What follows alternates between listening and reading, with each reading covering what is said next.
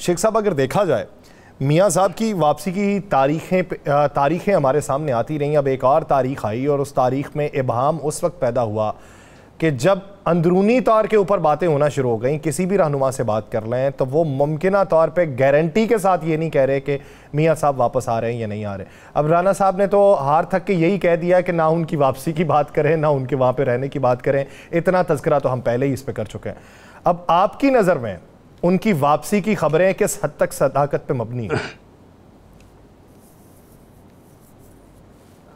बिस्मिल्लाहिर्रहमानिर्रहीम। यासर रशीद, मियाँ साहब की वापसी तो देखिए ना, अभी ये मियाँ शहबाज शरीफ साहब वापस गए लंदन, 2 दिन यहाँ रह के, तो ये मुख्तलिफ र्यूमर्स फैल रही थी कि नहीं शायद वो कोई दोबारा उस पर वापसी के बारे में सोच रहे हैं और कोई रिवाइज कर रहे हैं। लेकिन मियाँ शहबाज शरीफ साहब ने कैटेगोरिकली कह दिया कि मियाँ साहब 21 तारीख को ही आ रहे हैं और उनका भरपूर वहाँ पे इस्तकबाल होगा जो मीनार पाकिस्तान पे 21 अक्टूबर को। तो मैं ये समझता हूँ कि अब ये जो वापसी की ये बात है ना कि वो आ रहे हैं कि नहीं आ रहे, इसको तो हमें बहस को ख़त्म कर देना चाहिए। वो वाकई आ रहे हैं और अब ये हालात है कि आके वो क्या प्रोग्राम बनाएं, हमारी पार्टियाँ क्या मैनिफेस्टो दें। मेरी बात तो ज़रूर ये होगी कि आज जो वर्ल्ड बैंक ने देखिए ना, ये जो और एशियन डेवलपमेंट बैंक ने जो खबरें दी हैं वो बड़ी तशवीशनाक है ना, कि हमारी इकानमी एशिया की 46 मुल्कों में से 42वें मुल्क पे आ गई, इतनी नीचे हो चुकी है हमारी इकानमी। और फिर ग्रोथ पूरी अगर एशिया की 5.6 है तो हमारी इस साल 1.9 रहेगी। आबादी हमारी बढ़ रही है। इन हालात में मियाँ साहब को आके भी यहाँ देखिए, मियाँ साहब एक ऐसे लीडर हैं जिनको पूरी एक अवामी मुखालफतें, तो देखिए ना, इख्तलाफ तो होता है, ये नहीं है कि वो कोई यूनानिमस पाकिस्तान का हर बंदा उनके साथ है, लेकिन एक बड़ी भरपूर मेजॉरिटी पाकिस्तान में और पर्टिकुलरली इन पंजाब उनको वेलकम करेगी और उनकी सपोर्ट में मियाँ साहब को सपोर्ट कर रही है। और हम समझते हैं कि मियाँ साहब ऐसे लीडर हैं जो कि 2017 में जो उन्होंने छोड़ा था उसकी कंटिन्यूएशन में बेहतरी की तरफ कौम को ला सकते हैं। लेकिन ये बेहतरी तभी होगी जब हम सब मिल के इसको उनको वेलकम भी कहेंगे। और एक आज वर्ल्ड बैंक ने ये चार्टर ऑफ इकानमी की बजाय कहा है कि मिनिमम एजेंडा रख लें, कोई मिनिमम रख लें मिलजुल के, जो हमने बेहतरी करनी है, मुल्क की जो टारगेट्स हैं उसको जो जिस तरह हमने जाना है। तो मियाँ साहब इंशाल्लाह 21 अक्टूबर को आ रहे हैं और उनका मेरे दानिश में हम सब बड़ी शिद्दत से इंतज़ार कर रहे हैं। और इंशाल्लाह जो भी उनका प्रोसीजर होगा कानूनी तौर पे, जो सूरत हाल होगी उसको बिल्कुल उससे गुजरेंगे वो कानूनी मामला से। और उसके बाद 21 अक्टूबर को एक बहुत बड़ा अज़ीम-ओ-शान हमारा इस्तकबाल मियाँ साहब का और पार्टी का होगा वहाँ पे। मेरा ये, जहाँ तक मेरे से कमेंट पूछते हैं तो मेरी तो ये राय है। अच्छा, एक तो आपको मुबारकबाद देनी थी कि आपको बहुत मुबारक हो जी, राजा रियाज साहब आपकी पार्टी में शामिल हो गए बाज़ाब्ता तरीके से। वैसे वो जब अपोजिशन लीडर थे वैसे उस वक्त भी आपकी पार्टी में ही थे, लेकिन अब तो बाज़ाब्ता तरीके से आपकी पार्टी में शामिल हो गए। एक तो आपको मुबारकबाद देनी थी शेख साहब। वैसे है भी हम साए, बड़ा लीडर आपके पास आ गया।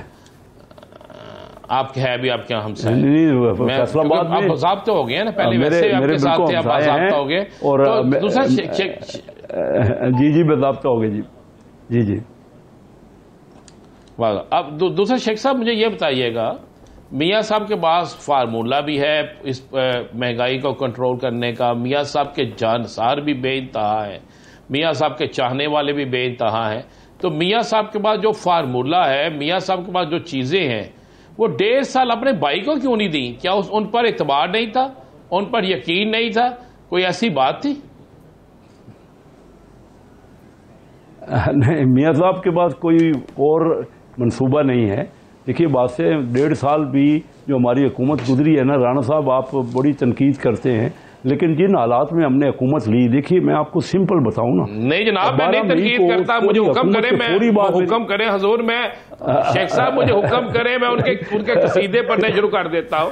मैंने लोगों को भूखे सड़कों पे सोते देखा है, मैंने लोगों को अपने बच्चों को भूखे बिठाते देखा। इसमें तो कोई शक ही नहीं है, कोई शक नहीं है कि हम तमाम लोग, हमारी मेजॉरिटी 40% से 50% लोग गुर्बत की लकीर से नीचे चले गए हैं ना। इसमें तो कोई शक नहीं कि कोई अच्छे दिन नहीं है, लेकिन सिर्फ ये 16 माह के ऊपर डाल देना, हमें जो हुकूमत मिली ना, मैं तो उस वक्त की एक निशानदेही कर रहा हूं कि हुकूमत के फौरन बाद 10-15 दिनों में 12 मई को मैंने एक तकरीर की है 25 मिनट की, आप देख लीजिए, जब मैंने कहा कि हमारी मईशत वेंटिलेटर पे है और कोई एक मिफ्ता इस्माइल एक डॉक्टर या कोई भी डॉक्टर कोई आके सिर्फ इसको नहीं बचा सकता, एक डॉक्टरों का बोर्ड बिठाना पड़ेगा। और उस वक्त 70 अरब डॉलर की इंपोर्ट और 30 अरब डॉलर की एक्सपोर्ट छोड़ के गए थे। अच्छा शेख साहब कोई सारी बातें की जा रही हैं कि तरक्की का सफर वहीं से शुरू होगा जहां पे 2018 पे खत्म हुआ था, तो जब आपने मईशत बचाई है तो तरक्की का सफर ये 16 माह से फिर क्यों नहीं शुरू करते आप? नहीं, ये भी जो बात है ना कि वहीं से बिल्कुल हम कोई एकदम बड़ी तरक्की हो जाएगी, मैं आपको वाज़ेह करूं, मैं एज एन इकोनॉमिस्ट आपको बता रहा हूं।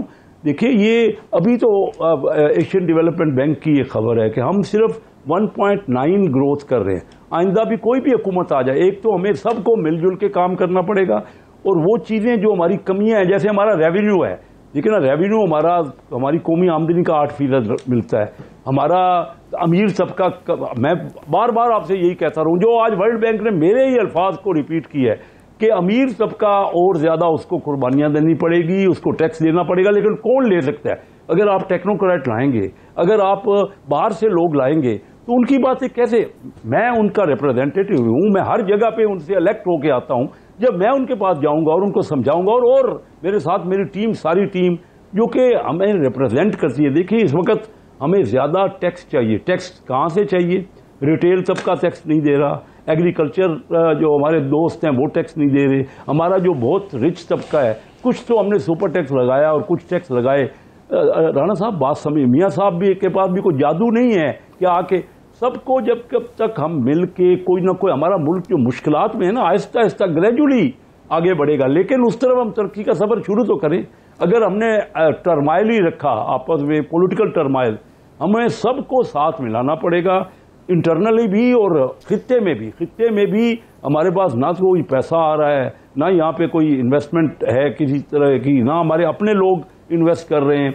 तो मियाँ साहब कोई, देखिए, कोशिश ज़रूर करेंगे, लेकिन वो कोशिश इंशाल्लाह कामयाब भी होगी, लेकिन उसमें टाइम लगेगा। आप कहेंगे एकदम को रेवोल्यूशन आए, ये जो आप 16 महीने की बार बार बात करते हैं ना, ये देख लीजिए कि क्या होता रहा। मैं तो आपको बता रहा हूँ कि 40 अरब डॉलर का तो वो ट्रेड डेफिसिट छोड़ के गए, फिर कर्जा कितना लेके गए जब पीटीआई की हुकूमत, जो हकीकतें हैं मैं आपके सामने, ये नहीं कि हमारी हुकूमत 16 महीने की उन्होंने कोई बहुत बेहतरी कर ली, लेकिन उससे अच्छा पहले चले फर्ज कर लें शेख साहब, हुकूमत आ गई आपकी, कर्जा था।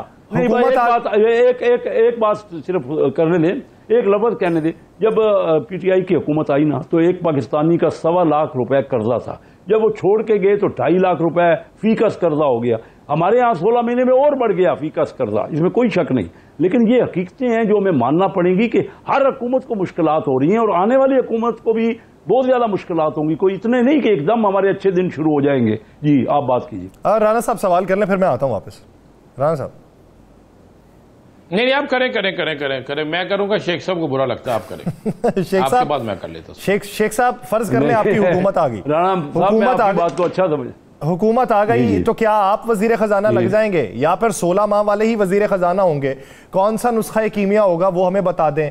मुआशी आपके पास प्लान क्या है? आप माजी की सिर्फ बातें दोहराते हैं, हाल में जी के बताएं कि हाल के अंदर माजी में कौन सी इस्लाहात हैं जो आप कर सकते हैं और अभी नहीं हो रही। बड़ा अच्छा सवाल है, ये सवाल होने चाहिए। माजी को छोड़ के अभी हमें देखना पड़ेगा कि आगे हम किस तरह बेहतरी कर सकते हैं। देखिए, मेरी ख्वाहिश है कि मैं वजीर खजाना लगूं, ये तो नहीं मेरे हाथ में तो नहीं है, मेरी पार्टी के हाथ में है। मैं यही कोशिश करते हुए 30 साल गली गली महल्ले महल्ले धक्का खा रहा हूं। ये देखिए ना, मेरी कोई फैमिली तो बिजनेस में है, हम कभी सियासत में आए नहीं थे। मैंने सोचा, क्योंकि मैंने दुनिया देखी और मैंने डॉक्टर महबूब हक साहब के साथ बहुत करीबी काम किया। आज भी मैं उनकी जगह पे, उनकी बेगम साहबा ने मुझे महबूबुल हक ह्यूमन डेवलपमेंट सेंटर का चेयरमैन बनाया हुआ है। मतलब मेरा कहने का मकसद ये है कि आप कहते हैं क्या करेंगे, सबसे पहले तो हमें अपने आप को कन्विंस, पॉलिटिशियन का काम क्या होता है, वो मोटिवेट करे, वो कन्विंस करे, वो लोगों को समझाए। इस वक्त हमें ये समझाने की जरूरत है कि दुनिया कहाँ चली गई, हमें अपनी सेविंग्स बढ़ानी पड़ेगी हर एक को। कुर्बानी का ये गरीब आदमी और दरमियाना तबका तो पिस गया है, उसके हाथ में तो कुछ नहीं है, लेकिन जो वेल ऑफ तबके हैं उनको चाहिए हमें मैं क्या करूंगा, उनको मोटिवेट करूंगा कि इन्वेस्टमेंट वो ज्यादा करें, सेविंग्स करें, उसके बाद रेवेन्यू टैक्स दें। टैक्स माइंडेड होना पड़े, पूरी दुनिया टैक्स दे रही है,